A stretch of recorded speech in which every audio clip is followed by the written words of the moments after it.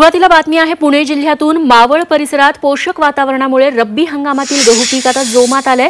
सध्या ज्वारी, बाजरी, गहू, हरभरा, मका अशा पिकांची लागवड पूर्ण झाली आहे। सध्या थंडी पडल्यानं कोरडवाहू पिकं आणि बागायती भाजीपाल्यासाठी पोषक वातावरण तयार झालंय। गहू थंडीमध्ये चांगला येतो, तर थंडीमध्ये गहू लावला ना तर काही लेट होतं, थंडीनंतर लावतात मग त्याचं उत्पन्न जास्त भेटत नाही। योग्य वेळेमध्ये थंडीच्या जो पूर्ण पिरियड त्याला भेटला पाहिजे। थंडीत लावलं त्याचं उत्पन्न चांगलं भेटतं आणि वाढही चांगली होती। आणि मावा जर पडला तर एखादं औषध मारलं तर काय वाटत नाही। आणि जास्त करून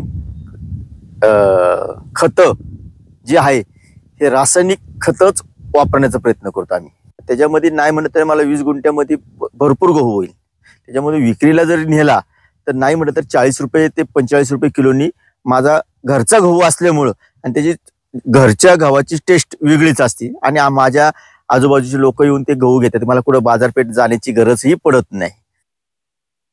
राज्यात तालुका तिथे कृषी उत्पन्न बाजार समिती उभारली जाणार आहे। राज्यातील 50 तालुक्यांमध्ये नव्या कृषी उत्पन्न बाजार समितीची निर्मिती करणार असल्याची घोषणा राज्याचे राजशिष्टाचार आणि पणन मंत्री जयकुमार रावल यांनी केली आहे। राज्यभरात कोल्ड हाऊसची म्हणजे कोल्ड स्टोरेजची चेन तयार करणार असल्याचंही ते म्हणाले। या वर्षामध्ये प्रत्येक तालुका तिथे मार्केट कमिटी, तालुका तिथे मार्केट कमिटी अशा प्रकारचा संकल्प मी केलेला आहे। त्याचबरोबर मुंबईची आमची मार्केट कमिटी मोठी आहे, तिला आधुनिक करत जगातलं सर्वात मोठं मार्केट ज्याला महा मार्केट म्हणणार आम्ही, महाराष्ट्राचा महा मुंबई मार्केट, तो मी मोठी स्थापना करण्याचा संकल्प केलाय। माननीय मुख्यमंत्री साहेबांचा त्याला पाठिंबा आहे आणि जगातलं सर्वात मोठी बाजारपेठ ही मुंबई महाराष्ट्रामध्ये असणार, ज्याच्यामध्ये महाराष्ट्रामधलं, देशामधलं आणि जगातला सर्व शेतीमाल, व्यापार व्यवहार, शेतकऱ्यांचा माल विकण्याचं सर्वात मोठं केंद्र हे माझ्या महाराष्ट्रामध्ये राहणार। नाशिकच्या येवल्यात एका शाळेनं विषमुक्त शेतीसाठी सेंद्रिय शेती उपक्रम सुरू केला। शाळेच्या मालकीच्या शेतात विद्यार्थ्यांच्या मदतीनं सेंद्रिय पद्धतीनं भाजीपाला पिकवला जातोय, तर हा भाजीपाला विद्यार्थ्यांना मोफत दिला जातो। या उपक्रमामुळे विद्यार्थ्यांमध्ये शेतीविषयी आवडही निर्माण झाली आहे आणि याचाच आढावा घेतलाय आमचे प्रतिनिधी सुदर्शन खिल्लारे यांनी। नगरसोल येथील जय बाबाजी इंग्लिश मीडियम स्कूलने अनोखा उपक्रम राबवला आहे। सेंद्रिय भाजीपाला शेती हा उपक्रम त्यांनी राबवला आहे। याचा नेमकं विद्यार्थ्यांना काय फायदा होतोय, शाळेचा हा उपक्रम राबवण्याचा संकल्प काय हे जाणून घेण्यासाठी आपण आज त्यांच्या फार्मिंग वरती आलोय। मला सांगा तुमचं नाव आणि तुम्ही हा उपक्रम काय राबवलेला आहे? मी राम जाधव, जय बाबाजी इंग्लिश मीडियम स्कूलचा प्रेसिडेंट। खरं तर सांगायचं म्हटलं तर आज बाजारमध्ये सगळे पेस्टिसाइडच्या भाज्या भेटतात आणि त्या भाज्यांमुळे आम्हाला एक निदर्शनास असं आलं की मुलं कंटिन्यू आजारी पडतात, वोमिट होणं, मळमळ होणं किंवा ताप सर्दी।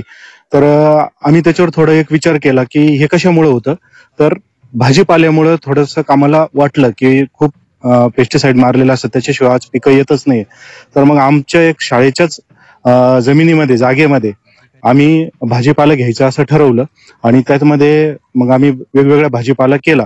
सदर उपक्रम आम्ही 2 वर्षापासून राबवतोय आणि ती भाजी पिकवल्यानंतर म्हणजे ती मुलांच्याच मार्फत आम्ही पिकवतो, म्हणजे त्याच्या सीड बी पण आम्ही मुलांकडनंच बोलवल्या आणि ते टाकून तो भाजीपाला आम्ही त्या विद्यार्थ्यांच्या डब्यासाठी दुसऱ्या दिवसासाठी देतो।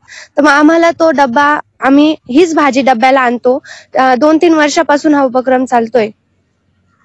सेंद्रिय शेतीमुळे मुलांच्या आरोग्यातही सुधारणा झालेली आहे आणि शाळेच्या या अनोख्या उपक्रमाचा आता परिसरात कौतुक होत आहे। सुदर्शन खिल्लारे, झी मीडिया, येवला। यानंतर कृषी क्षेत्रातील इतरही बातम्यांचा घेऊयात वेगवान आढावा। वाशिम जिल्ह्यात खरीप हंगामातील अंतिम आणेवारी 49 पैसे जाहीर झाली आहे। आणेवारी 50 पैशांच्या आत गेल्यामुळे विमा भरपाई, कर्जमाफी, वीज बिल यासारख्या सवलती मिळण्याची शक्यता निर्माण झाली आहे, त्यामुळे शेतकऱ्यांना दिलासा मिळालाय।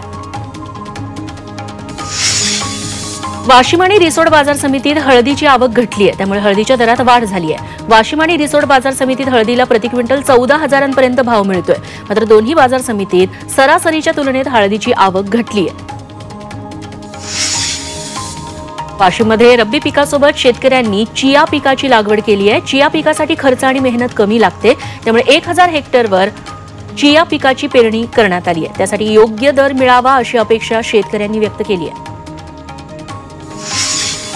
भिवंडीतील कळंबोलीत एका शेतकऱ्यानं 2 एकर क्षेत्रात घोसाळी, काकडी आणि शिराळी या भाजीपाला पिकांची लागवड केली आहे. मात्र वातावरणातील बदलांमुळे शेती पिकांवर परिणाम होतोय. त्यामुळे उत्पन्न कमी होण्याची शक्यता शेतकऱ्यांनी व्यक्त केली आहे.